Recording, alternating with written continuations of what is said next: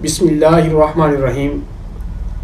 D fellows, आज का lecture शुरू करने से पहले मैं माजरत ख़्वाह हूँ कि नासाज़ी सेहत की वजह से टाइमली वीडियो नहीं बना सका, लेकिन इस चीज़ से इस बात का अंदाज़ा ज़रूर हुआ कि आप वीडियो का कितनी शिद्दत से इंतज़ार करते हैं।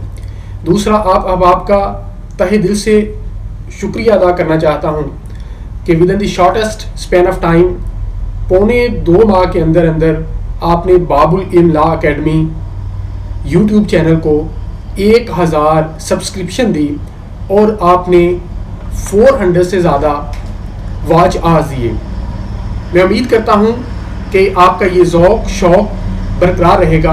आइए आज का लेक्चर शुरू करने से पहले रब्बे ज़ुल जलाल की बारगाह में एक दफ़ा फिर मुल्तजी हूँ कि मौला करीम हमें ऐसे सजदों की तौफीक अता फरमा कि जिससे खिदमत खलक का जज्बा बढ़े।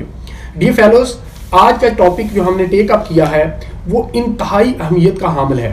टॉपिक है rights of an accused person, यानी मुल्ज़म के हकूक। डी फेलोस, इससे पहले कि मैं in the light of Pakistan laws accused के हकूक आपके सामने रखूं, मैं जस्टिस अर्ल वारन की वो statement which has assumed the status of quotation and usually it is quoted for the best criminal justice system, जिसमें उन्होंने ये कहा इस जजमेंट के अंदर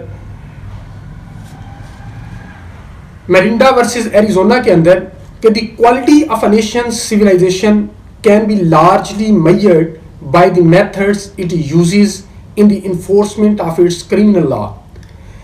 जस्टिस अर्ल वारन ने यह कहा कि अगर आप किसी कौम की तहजीब को मैयर करना चाहते हैं, ये जानना चाहते हैं कि ये कौम कितनी महज़ब है, तो आप इस चीज़ से मैयर कर सकते हैं कि वहाँ पे क्रिमिनल जस्टिस सिस्टम को इन्फोर्स करने के लिए जो मेथड और प्रोसीजर इस्तेमाल किए जा रहे हैं उनको किस हद तक फॉलो किया जा रहा है, किस हद तक अडॉप्ट किया जा रहा है। क्या उनकी फ्लाउटिंग और उनकी धज्जियां तो नहीं उड़ाई जा रही? अगर वहां पर प्रोसीजर्स को स्ट्रिक्टो सेंसो फॉलो किया जा रहा है तो उतनी ही वो ज़्यादा महज़ब होगी, और जितना कम फॉलो किया जा रहा होगा उतनी ही वो कम महज़ब होगी। डियर फेलोस, आइए अब हम पाकिस्तानी लॉज की रोशनी में अक्यूज के राइट्स की बात करते हैं। सबसे पहले जब हम पाकिस्तान लॉज की रोशनी में हकूक की बात करते हैं तो डियर फेलोस, सबसे पहला जो राइट अक्यूज का पाकिस्तानी लॉज देते हैं वो ये है कि अक्यूज्ड को अक्यूज ही समझा जाए, यानी मुल्ज़िम को मुल्ज़िम समझा जाए, मुजरिम ना समझा जाए। और वो राइट हमारे पास क्या बना? Right to have the benefit of the presumption of innocence till guilt is proved beyond reasonable doubt, यानी accused shall be presumed innocent until proven guilty। उसको उस वक्त तक मुजरिम नहीं कहा जाएगा जब तक वो मुल्जिम है, ट्रायल चलकर उसकी कन्विक्शन नहीं होती। और आर्टिकल 9 कॉन्स्टिट्यूशन ऑफ पाकिस्तान ने बड़ा कैटेगोरिकल ये बात लिखी कि no person shall be deprived of life and liberty except in accordance with law, यानी अगर आपने किसी को सजा देनी है, अगर किसी को अरेस्ट करना है, अगर किसी की लिबर्टी से आपने उसको महरूम करना है या उसकी ज़िंदगी से उसे महरूम करना है, उसे फांसी लगाना है, तो उसके लिए ज़रूरी है कि आप उसको इन अकॉर्डेंस विद लॉ, यानी अरेस्ट उसको कानून के मुताबिक करें, उसका ट्रायल कानून के मुताबिक करें, उसको अपील का हक दें, so on and so fourth. इसी तरह डियर फेलो, जब हम आर्टिकल 10 की बात करते हैं तो आर्टिकल 10 के अंदर लिखा गया कि राइट ऑफ अक्यूज के मुतालिक जब बात की गई कि accused person shall be informed of grounds of his arrest, यानी जब अक्यूज पर्सन को अरेस्ट किया जाएगा तो उसको पहले ये बताया जाएगा कि इन वजूहात की वजह से हम तुम्हें अरेस्ट कर रहे हैं। नंबर तीसरा जो राइट हमारे सामने आता है वो भी आर्टिकल 10 ने दिया है। Accused person shall not be denied the right to consult and be defended by a legal practitioner of his choice. तीसरा राइट जो कॉन्स्टिट्यूशन ऑफ पाकिस्तान ने दिया वो ये दिया कि अक्यूज को ये हक दिया जाएगा कि वो अपनी मर्जी का वकील, लॉयर जो है वो हायर कर सके, प्रैक्टिशनर जो है वो हायर कर सके। डियर फेलोज, चौथा जो राइट कॉन्स्टिट्यूशन ऑफ पाकिस्तान के आर्टिकल 10 ने दिया, वो दिया accused person arrested and detained in custody shall be produced before a magistrate within a period of 24 hours। यानी अगर आपने उसे अरेस्ट किया तो 24 घंटों के अंदर अंदर, ये सीआरपीसी के सेक्शन 61 का भी तकाजा है कि आपने इलाका मजिस्ट्रेट की अदालत में उसे प्रोड्यूस करना है, और अगर आपने फर्दर उसे डिटेंशन में रखना है तो that will be detained by the order of the magistrate. Dear fellows, अब पांचवा जो हमारे सामने राइट आता है वो ये आता है कि no person shall be put in preventive detention except in accordance with the procedure provided by article 10 के सब आर्टिकल 4 to 9। ये बताया गया कि अगर आपने उसे प्रिवेंटिव डिटेंशन में रखना है तो आर्टिकल 10 के जो आर्टिकल 4 और 9 के अंदर प्रोसीजर दिया गया है, आपने उसे फॉलो करना है। अगर आपने उसे फॉलो नहीं किया तो वो इलीगल डिटेंशन होगी और violation of the rights of an accused होगी। डियर फेलोज, छठा राइट जो हमारे सामने आता है वो ये आता है कि every accused person shall be entitled to a fair trial and due process. Article 10A जो 18th अमेंडमेंट के जरिए 2010 के अंदर इंसर्ट किया गया कॉन्स्टिट्यूशन ऑफ पाकिस्तान के अंदर, वो ड्यू प्रोसेस और इसके साथ साथ right to fair trial ensure करता है कि वो प्रोवाइड किया जाए अक्यूज्ड को। इस पे मैंने एक बड़ी वीडियो इस आर्टिकल बनाने का इरादा रखता हूं, इसलिए मैं इसे एक्सप्लेन नहीं कर रहा। डियर फेलोज, इसके बाद हमारे पास जो अक्यूज के राइट्स में से सातवां राइट आता है वो ये आता है right to protection against retrospective punishment. Retrospective punishment से मुराद ये है कि जब at the time of commission of offence, अगर वो जो उसने एक्ट किया है, अगर at the time of commission of an act वो पनिशेबल नहीं था तो लेटर ऑन रेट्रोस्पेक्टिवली यानी बैक डेट से आप उसे पनिशेबल नहीं बना सकते। इसी तरह अगर at the time of commission of an offence उस ऑफेंस की जो सजा थी वो कम थी तो आप रेट्रोस्पेक्टिवली उसे इन्हांस नहीं कर सकते। तो ये भी अक्यूज का एक राइट है जो article 12 of constitution of Pakistan ने दिया है। इसी तरह right to protection against double punishment. 9th नंबर पर हमारे पास जो राइट आता है अक्यूज का वो है protection against double punishment, article 13A। इस आर्टिकल के अंदर ये बताया गया कि no person shall be prosecuted और punished for the same offence more than once. यानी अगर एक ऑफेंस उसने कमिट किया है तो उसका 2 दफा ट्रायल नहीं होगा और उसे 2 दफा पनिशमेंट नहीं दी जाएगी। 10th नंबर पर हमारे पास जो अक्यूज का राइट आता है वो right to protection against self incrimination.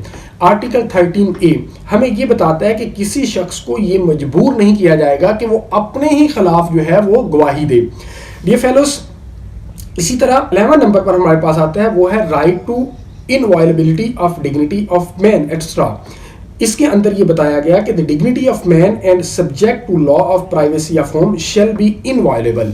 यानी अगर अक्यूज जो है वो एक रिक्वायर्ड है टू बी अरेस्टेड तो उसको अरेस्ट करते वक्त आप सारे के सारे प्रोसीजर को अडॉप्ट करेंगे, उसके चादर और चार दीवारी के तकद्दुस को पामाल नहीं करेंगे, आप उसके घर की प्राइवेसी को मद्देनजर रखेंगे। ये भी अक्यूज का राइट है जो कि कॉन्स्टिट्यूशन ऑफ पाकिस्तान ने इंश्योर किया है।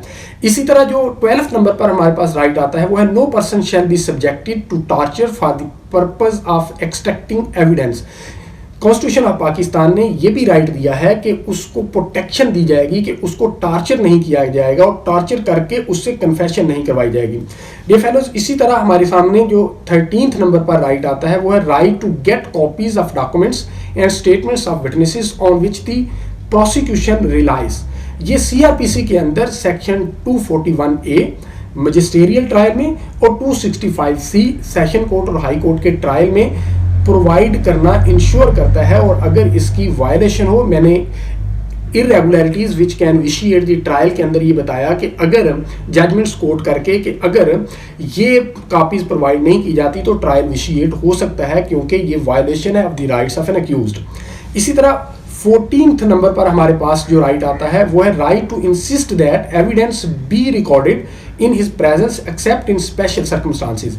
ये अक्यूज का राइट है कि उसके अगेंस्ट जो भी एविडेंस रिकॉर्ड हो रही है वो उसकी मौजूदगी में रिकॉर्ड हो, एक्सेप्ट के जहां पर वो खुद जो है वो एग्जाम्पशन जो है वो रिक्वेस्ट कर ले। इसके साथ सेक्शन 353 सीआरपीसी का डील करता है। डियर फेलोज, इसी तरह 15th नंबर पर हमारे पास जो राइट आता है वो right to have due notice of charges. ये हमने चार्ज के चैप्टर में हमने देखा और मैंने जजमेंट्स भी कोट की 2000 PCRLJ पेज 367 के अगर आप उसको प्रॉपरली इन्फॉर्म नहीं करते कि उसके अगेंस्ट चार्ज क्या है और वो properly due to lack of information उसे अपने डिफेंस को तैयार नहीं कर पाता, तो ये भी उसके राइट की वायलेशन है और इससे ट्रायल विशिएट हो सकता है। डियर फेलो 16 नंबर पर हमारे पास जो राइट आता है कि उसका right to test the evidence of cross examination, कि आप अक्यूज्ड को हर सूरत राइट टू क्रॉस एग्जामिनेशन देंगे। अगर आप राइट टू क्रॉस एग्जामिनेशन नहीं देते तो ये भी उसके राइट की वायलेशन है जो कि ट्रायल को विशिएट कर सकती है। डियर फेलो 17 नंबर पर हमारे पास जो राइट आता है right to have an opportunity for explaining the circumstances appearing in evidence against him at the trial। ये भी जो irregularities ट्रायल को विशिएट करते हैं उसके अंदर डिटेल के साथ मैंने डिस्कशन की 342 की स्टेटमेंट के, अगर आप 342 की स्टेटमेंट का राइट उसे प्रोवाइड। डियर फेलोज 18 नंबर पर हमारे पास जो राइट ऑफ एन अक्यूज्ड आता है वो right to have himself medically examined for evidence to disprove the commission of offence against him. ये दो तरह के राइट हैं कि अगर अक्यूज ये प्ली लेता है कि मैं इनकैपेसिटेटेड था, इनकैपेबल था eight the time of a commission of offence, आप मेरा चेकअप करवा लें, मेडिकली एग्जामिन करवा लें, तो ये उसका राइट है। अगर वो ये प्ली लेता है कि मैं कि ये ऑफेंस कमिट करने का कैपेबल ही नहीं था। दूसरी सूरत ये है कि अगर अक्यूज पर मर्डर का एलिगेशन है और उसको भी फायर लगा हुआ है या उसको भी चोट लगी हुई है, तो बीइंग अक्यूज्ड आप उसे इस वजह से सिर्फ डिसइंटाइटल नहीं कर देंगे उसे मेडिकली एग्जामिन करने के लिए कि इस पर मर्डर का एलिगेशन है। बीइंग अक्यूज्ड आप उसको एग्जामिन करवाएंगे और उसके तमाम राइट्स जो है वो प्रोवाइड करेंगे। डियर फेलोज इसी तरह 19th नंबर पर हमारे पास जो राइट आता है वो right to produce defence witnesses. जिस तरह प्रोसिक्यूशन के पास ये राइट है कि वो अपना केस प्रूव करने के लिए विटनेसेस प्रोड्यूस कर सकती है, इसी तरह अक्यूज्ड को भी राइट प्रोवाइड किया जाएगा कि वो अपने अगेंस्ट लगे हुए एलिगेशन को कंट्रोवर्ट करने के लिए, डिस्प्रूव करने के लिए डिफेंस विटनेसेस प्रोड्यूस कर सके। डियर फेलोज इसी तरह 20th नंबर पर हमारे पास जो राइट आता है वो right to be tried by an independent and impartial जज।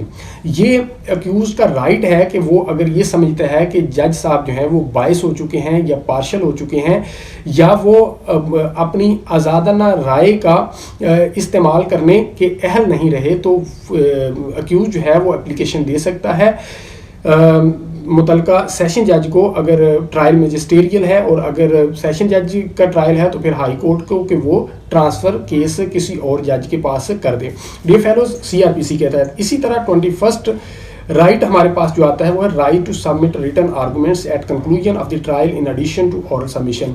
डियर फेलोज अगर अक्यूज्ड ये समझता है कि उसकी ऑरल सबमिशन जो है वो उसकी माफ़ी ज़मीर को बयान नहीं कर पा रही, उसके डिफेंस को प्रॉपरली कन्वे नहीं कर पा रही, तो वो रिटन आर्गूमेंट भी सबमिट कर सकता है कोर्ट के अंदर CRPC के तहत। इसी तरह 22nd नंबर पर जो राइट हमारे पास आता है वो right to be tried in open court. Section 352 ये तकाजा करता है CRPC का कि जो ट्रायल है वो ओपन हो, इन कैमरा ना हो। डियर फेलोज इसी तरह 23rd नंबर पर हमारे पास जो राइट आता है वो right to release of a convicted person on bail pending appeal और पेंडिंग ट्रायल। डियर फेलोज ये दो तरह के राइट हैं, right to bail during the pendency of the trial and right to bail during the pendency of appeal, कि वो appeal trial के दरमियान भी और अपील के दरमियान भी अगर उसे कन्विक्शन हो चुकी है फिर भी जो है वो बेल अप्लाई कर सकता है। डियर फेलोज इसी तरह 24 नंबर पर हमारे पास जो राइट आता है वो right to appeal and revision है। रिवीजन सेक्शन 439 CRPC के तहत और अपील सेक्शन 404 के तहत ये इसका स्टैट्यूटरी राइट है जो इसे प्रोवाइड किया जाएगा। डियर फेलोज इसी तरह 25th नंबर पर हमारे पास जो राइट आता है वो right to get copy of the judgments when sentenced in prison. Section 371 CRPC ये कहता है कि अगर उसके against judgment of conviction pass हो गई है तो ये अक्यूज का राइट है कि उसे उसकी कॉपी प्रोवाइड कर सके ताकि उसके अगेंस्ट जो भी उसको रेमेडी अवेलेबल है उसको चैलेंज कर सके और अवेल कर सके। डियर फेलोज इस तरह हमने अक्यूज्ड के जो राइट्स हैं, जो मुलज़म के राइट्स हैं, उनको तफसील के साथ सम अप करने की कोशिश की। ये क्वेश्चन इस हवाले से भी अहम है कि ADPP और DDPP के पेपर में दोनों में आ चुका है तो ये क्वेश्चन को डिटेल के साथ अटेम्प्ट करना ज़रूरी था। मैं उम्मीद करता हूँ कि आपको हमारी आज की वीडियो पसंद आई होगी। अगर हमारी ये वीडियो आपको पसंद आई हो तो हमारे बाबुल इल्म लॉ अकेडमी यूट्यूब चैनल को सब्सक्राइब ज़रूर कीजिएगा और हमारा इस वीडियो को लाइक ज़रूर कीजिएगा। अल्लाह ताला आपका हामी और नासिर हो। बहुत शुक्रिया।